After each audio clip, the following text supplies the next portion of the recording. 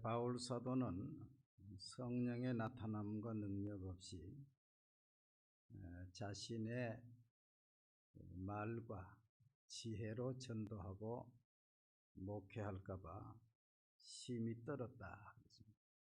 근데 이 말씀이요, 가면 갈수록 와닿습니다.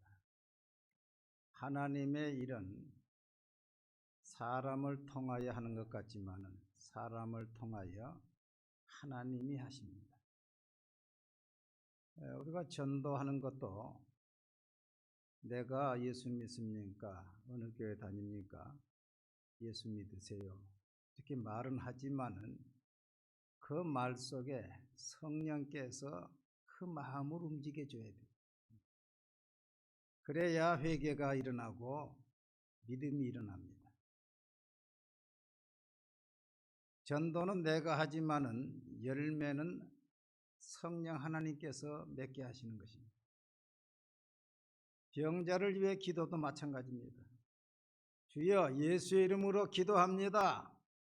손을 얹어서 하지만은 내가 치료하는 것이 아닙니다. 성령께서 치료하시고 하나님께서 고치시고 할렐루야. 그러니까 기적이 나타나는 거죠. 점점 가면 갈수록 하나님, 나는 할 수가 없습니다. 나는 순종만 하겠습니다. 성령의 나타남과 능력이 있게 하옵소서. 그 성령의 나타남과 능력이 있을 때에 힘이 나지요. 또 위로가 됩니다. 바울 사도는 또 평생 4가지를 자랑했는데 예수 그리스도와 그의 십자가만 자랑하고 자신의 약함을 자랑하고 전도의 열매를 자랑했다. 여러분, 이 땅에 아무리 돈 많이 있어도요, 땅에 다 놓고 갑니다. 하늘나라까지 가는 것은요, 우리가 예수의 이름으로 헌금하고 구제한 거, 전도한 거, 이것만 가는 거예요.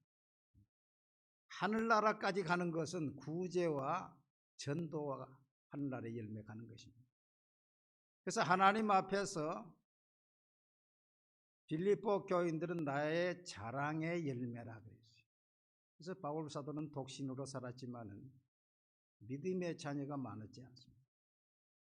디모데가 믿음의 자녀 아들, 디도도 믿음의 아들, 실라도 믿음의 아들, 브리스길라와 아굴라도 믿음의 아들, 믿음의 아들이 많은 거죠. 여러분, 지금 하나님께서 오늘 나를 부르시면은 내가 전도할 영혼, 전도한 영혼, 내가 하늘에서 만날 영혼이 있습니까? 세상 사람들은 오래 사는 것이 목적인데 오래 사는 것도 중요하지만은 하나님 앞에 상급이 있어야지. 상급. 전도할 열매가 있어야. 제가 지난 주일에 우리 구역장님들에게 제가 읽어보고 은혜가 돼서 책을 드린 것이 있습니다. 목사님, 나 오늘부터 기도할래요. 목사님, 나 오늘부터 전도할래요. 박 목사님이 지었는데 그 책의 130페이지에 보면은 전도는 목표를 많이 세워야 한다. 뭐 한두 명 이래가지고는 전도가 못 한다는 거야. 내 한계를 뛰어넘어서 목표를 세워야 주님이 역사하고 또 주님을 의지하고 그래야 전도가 되지. 몇 명 세워가지고는 자기 한계 안에서 어떻게 자기가 해보겠다 해서는 안 된다는 거예요. 그러면서 자신이 수원의 모 교회에 헌신예배 인도를 간 이야기를 하고 있습니다. 헌신예배를 갔더니 그 교회가 전도 집회를 이제 총동원 전도날을 정해놓고 교인들이 작정을 했는데 한 장로님한테 몇 명 작정했습니까? 물어보니까 7명을 작정했습니다. 그래서 왜 7명을 작정했습니까? 그러니까 가족, 친척, 친구 등을 세어보니까 7명 전도할 수 있을 것 같아서 그렇게 정했습니다. 이 말을 들은 그 목사님이, 박 목사님이, 그래서는 전도 못합니다. 7명 뒤에 동그라미 하나를 더 붙이세요. 아이 말씀을 전하면서 그 장로님은 몇 명 작정했어요? 7명 했습니다. 그래가지고는 전도 못합니다. 뒤에 동그라미 하나를 더 붙이세요. 동그라미 하나를 붙이면 몇 명입니까? 70명이 돼. 아이고 목사님 70명이 되는데요. 붙이세요. 그러니까 아멘 하세요. 그러니까 어떻게 해요? 그냥 응급길에 아멘을 해서 그 장로님이 그렇게 아멘을 해놓고 난 다음부터는 7명을 작정하고는 밥도 잘 먹고 잠도 잘 잤다는 거죠. 근데 7명 뒤에 동그라미를 하나 더 붙인 다음에는 밥을 먹어도 밥맛이 없고 잠이 오지 않고 할렐루야 막 부담이 되는 거니까 그래가지고 목사님한테 이 박 목사님은 서울이지요. 전화가 왔더니 목사님 아니 70명을 목사님 하라서 이렇게 작정을 했는데 밥을 못 먹고 잠을 못 자겠습니다. 어떻게 하면 전도하겠습니까? 그러니까 또 이 박 목사님은 왜 장로님이 그걸 내한테 묻습니까? 하나님께 물어보세요. 그래 이 장로님이 출근하기 전 1시간 전에 교회 가서 기도하고 퇴근해서 교회에서 기도하고 며칠 동안 하나님 어떻게 전도해야 되겠습니까? 물어도 응답이 없어요. 응답이 없으니까 내가 몸으로 뛰어야 되겠다. 그런 마음을 가지고 3가지 작정을 합니다. 다짐을 70인 전도를 위한 3가지 다짐이라 해가지고 자기 스스로가 자기한테 결정을 한 것입니다. 첫째, 나는 오늘부터 암 판정을 받아 1달 동안 병원에 입원을 하였다고 생각한다. 지금 건강하지만은 그럴 수도 있지 않습니까? 그러니까 나는 오늘부터 암 판정을 받아서 1달 동안 병원에 입원했다고 생각한다. 둘째, 치료비 300만 원을 전도비로 사용한다. 그 암 판정 받았으면 이제 치료를 해야 될 거 아닙니까? 그러니까 그 300만 원을 나는 전도비로 사용한다. 셋째, 치료받는 일 외에는 어떤 일도 하지 않는다. 치료받는 일 외에는 어떤 일도 하지 않는다. 이 3가지를 딱 정해놓고 이제 밥도 아침, 점심, 저녁을 교회 근처에 있는 식당에서 밥을 먹으면서 사람들을 만나고 또 중고등학교 애들도 짜장면을 사주고 그리고는 또 그 부근에 찜질방이 있어가지고 찜질방에 가서 자면서 그곳에 와서 한 며칠 자니까 벌써 그곳에 와서 오래 투숙하는 사람들이 있더라는 거예요. 그 사람들하고 달걀도 사주면서 이야기를 하고 또 그 며칠씩 일주일씩 열흘씩 입장권을 사서 주기도 하고 그래가지고 전도를 해서 결국 70명을 인도했다. 그 목사님의 말은 뭔거니 목표를 세울 때 많이 세워야지. 그래야 하나님이 역사하시고 하나님 의지하고 이렇게 하지. 이렇게 몇 명 세워가지고는 전도도 못한다. 나는 이걸 보고서 나는 개인도 아니고 구역에서 2명으로 하라고 해놨으니 저 구역에 구역장님이 하겠지. 부구역장님이 하겠지. 이게 주체가 없어가지고 책임이 없으니까 정해놔도 누구 하는 사람이 없어요. 부담을 느낀 사람도 없어. 그러니까 전도가 안 되는 거예요. 이게 전도가. 이 전도를 책임을 가지고 아주 밤잠을 못 자고 밥맛이 없고 이렇게 돼야 되는 거예요. 여러분, 저와 여러분이 이 장로님처럼 좀 이런 각오가 있게 되기를 바랍니다. 그러면은 교회가 살아난다면 교회가 전도 안 된다 말할 것도 없단 말이에요. 하나님 앞에 갔을 때에 나의 전도의 열매가 있어야죠. 전도의 열매. 제가 어제는 좀 충격을 받았습니다. 1달 반 정도까지 잘 다니던 그 해장국집이 있었는데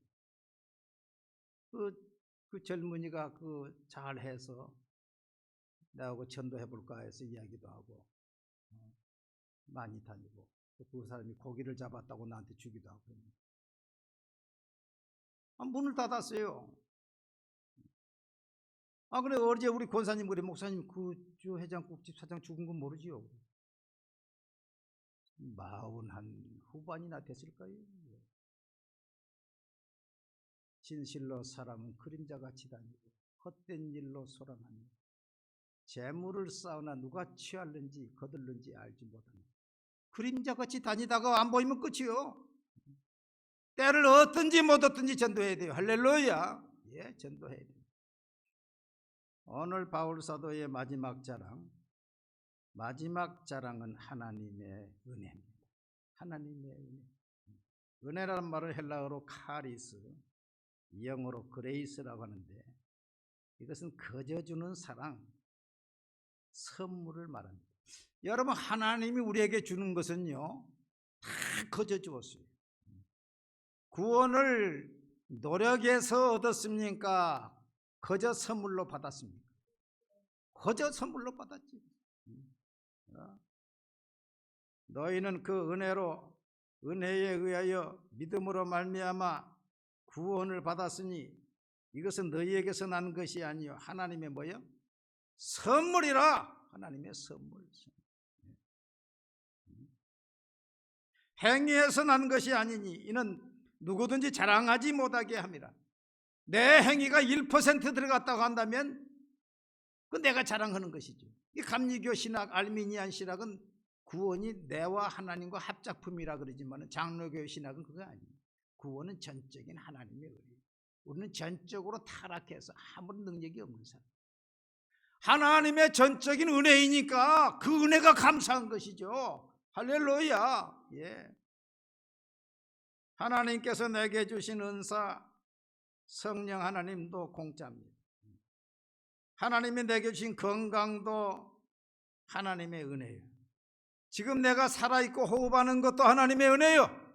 자녀도 하나님의 은혜요. 물질도 하나님의 은혜요. 하나님의 다 은혜예요.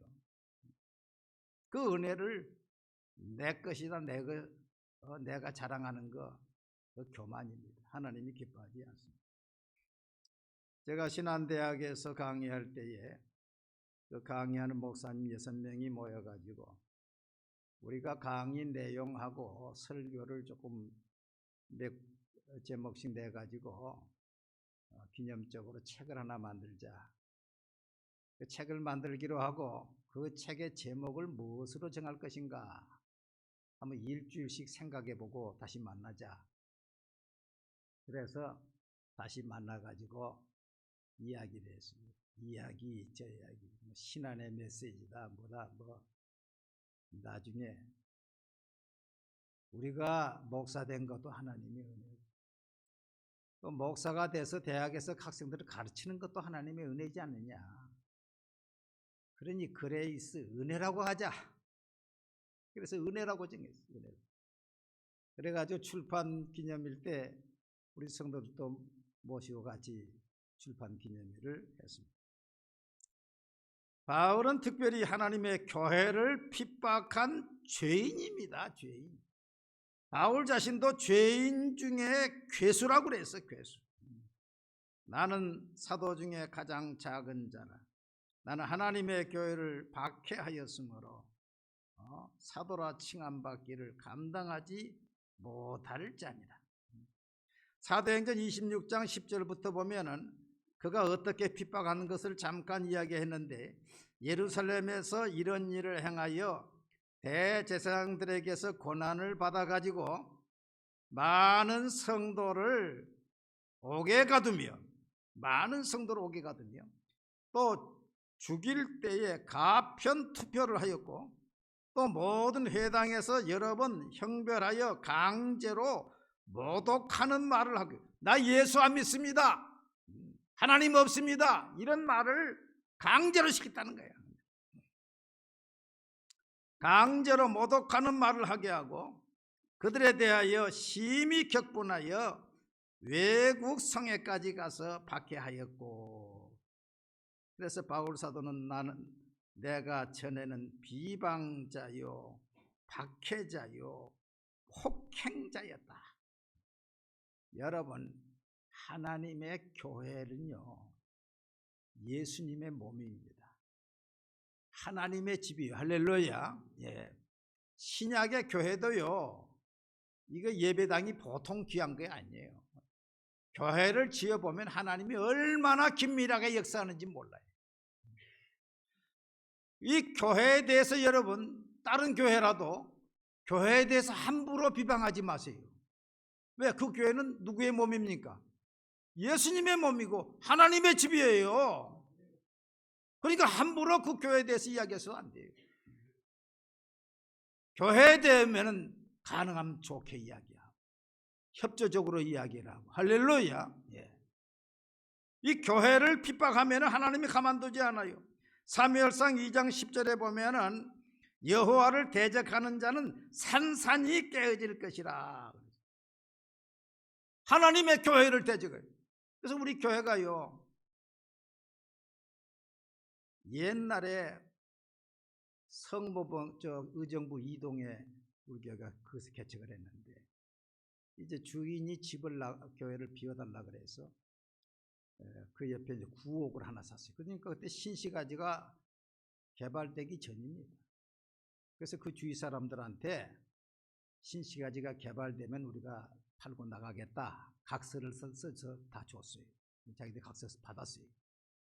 그런데 이분들이요, 사단이 역사하니까 돌변해가지고 못 믿겠다는 거야. 그래가지고 와가지고 마이크를 틀어놓고 주일날 교회 오는 사람들을 스크럽을 짜가지고 동네 사람들이 못 들어오게 만드는 거예요. 6개월을 싸웠다니까요. 그때 우리 성도들이 그 사람들의 스크럽을 뚫고 교회 들어와 예배를 봤어요. 그런데도 옆에다가 목탁을 치고 난리가 냈다고. 그때 계신 분들이, 그때 산 증인이 지금 아마 한 분인가 계셔요. 여기에 우리 김부덕 권사님이 아마 산 증인이고, 6개월을 그랬는데요, 어느 날 조용한 거야. 갑작스럽게 조용한 거예요. 날마다 와서 밖에서 고함을 치고 마이크를 하고 그러는데 조용하니까 또 그것도 이상한 거예요. 그래서 이제 물어봤지. 어떻게 해서 그 누구 엄마는 와서 그렇게 욕을 그렇게 쉬지 않고 했는데 안 보인다고 그랬더니, 이 구하나삼니까 입이 돌아가 버렸어. 욕을 얼마나 욕을 했더니 입이 돌아가 본 거야. 그리고 남자분 두 사람이 그렇게 목탁을 틀어놓고 그렇게 했었는데, 두 사람이요, 교통사고가 나서 발이 부러져 버렸어요. 그러니 어떻게 교회를 나와요? 그래서 내가 뭐 사들고 또 병원에 입원한 데 가서 찾아간다고. 가서 교회를 그러면 안 된단 말이야. 결국 그 여자분은요, 결국 급성암으로 죽고 말았어요.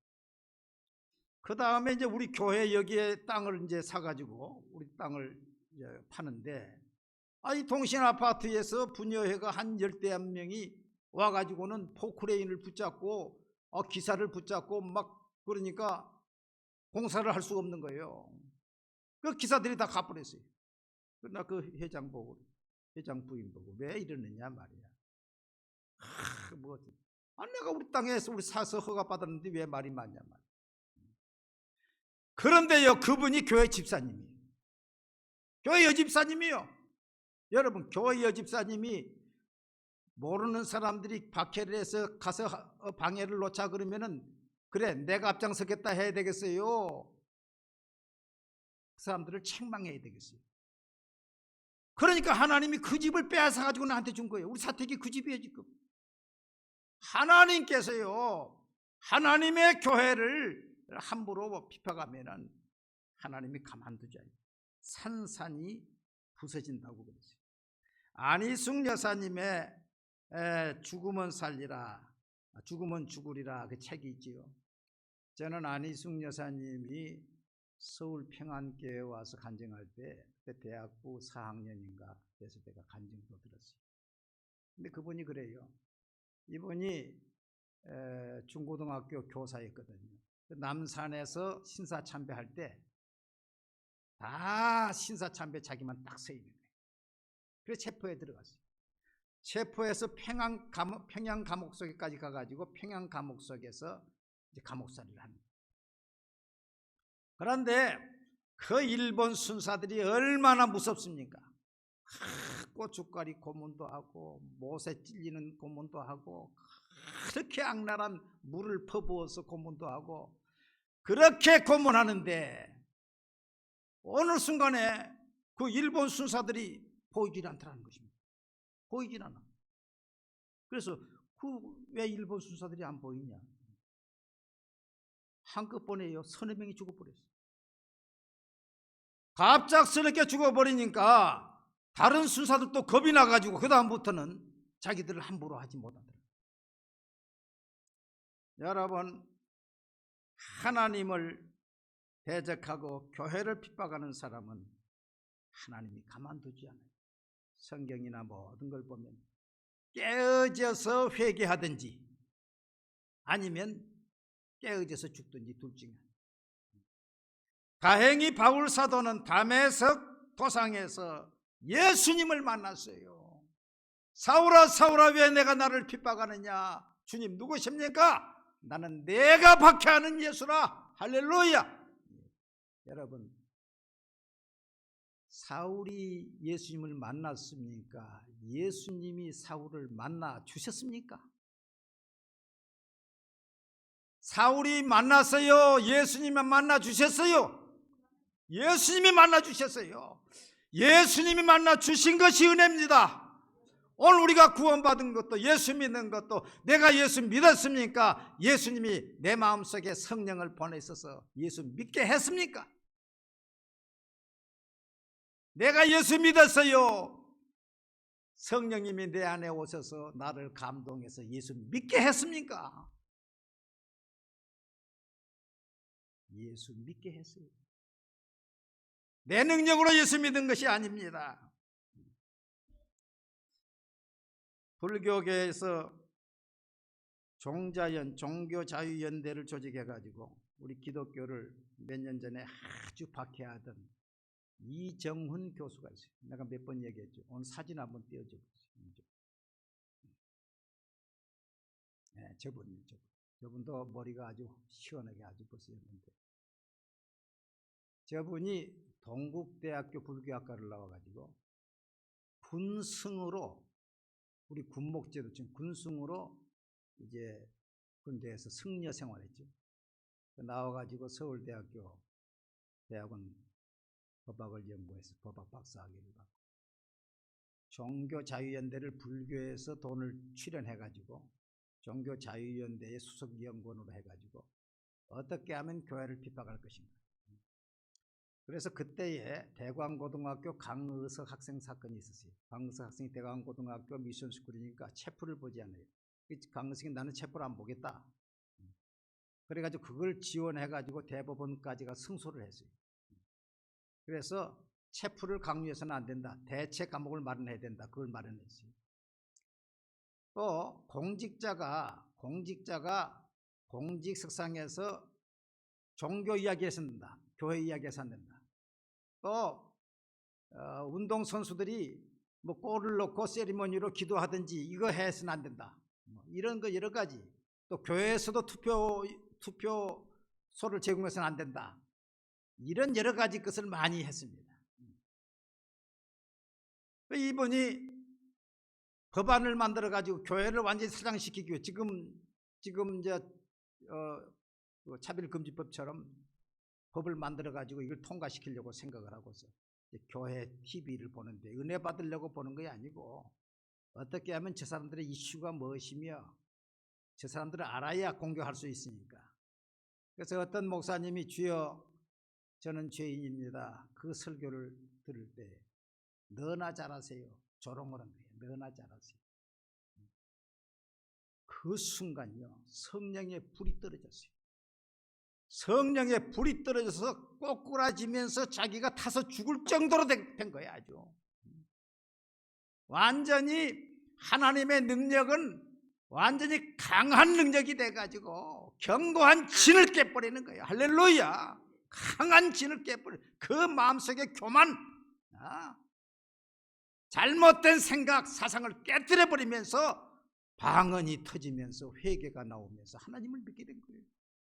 그래가지고 종교자유연대에서 나와가지고 이제 교회에 다니면서 이제 어떻게 하면은 이런 법률적으로 앞으로 차별금지법 어떻게 대처해야 된다 이런 강의를 많이 하고 다녔지. 근데요, 저번에 그동안에 신학을 공부했더라고. 그래가지고 목사가 돼서요, 올해 2023년에 빛의 교회를 개척했어요.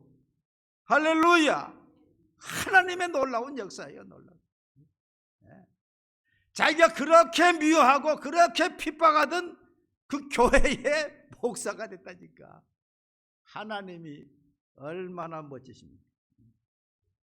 여러분, 우리가 예수 믿은 것도 하나님의 은혜입니다. 갈라디아 4장 6절에 너희가 아들인 고로 하나님이 그 아들의 영을 우리 마음 가운데 보내서 아빠 아버지라 부르게 하셨느니.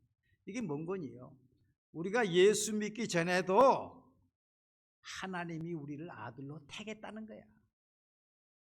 하나님이 우리를 아들로 만세전에 택한 다음에 때가 되면 또 사람을 보내가지고 전도하게 만들고 성령께서 우리 마음을 감동해서 예수 믿게 했다는 거예요. 그러니까 우리를 택해 주신 것도 하나님의 은혜요, 예수 믿게 하신 것도 하나님의 은혜요, 교회 직분 주신 것도 하나님의 은혜. 모든 것이 하나님의 은혜. 할렐루야. 그래서 찬송가 310장에 하나님의 은혜로 있을 때 없는지 왜 구속하여 주는지 난 알 수 없다. 왜 내게 굳센 믿음과 또 복음 주셨어. 내 마음에 항상 편한지 난 알 수 없다. 왜 내게 성령 주셔서 내 마음을 감동해 주 예수 믿게 하는지 난 알 수 없다. 한번 찬송 1절에서 3절까지 한번 부르겠습니다. 310절.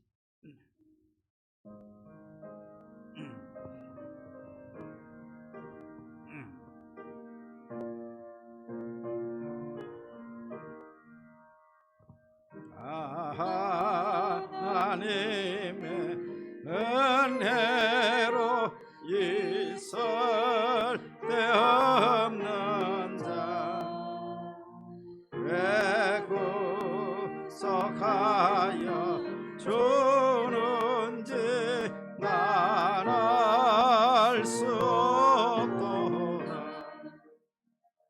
내가 믿고 또 의지함은 내 모든 형편 아시는 주님은 보호해 주실 것을 나가 확실히 아네. 왜 내게 굳센 믿음과 또 주셔서 내 마음이 항상 편한지 난 알 수 없도다. 내가 믿고 또 의지함은 내 모든 형편 아시는 주님 늘 해주실 것을 나는 확실히 아네. 왜 내게 성령 주셔서 내 마음 감동해 저 예수 믿게 하는지 난 알 수 없도다. 내가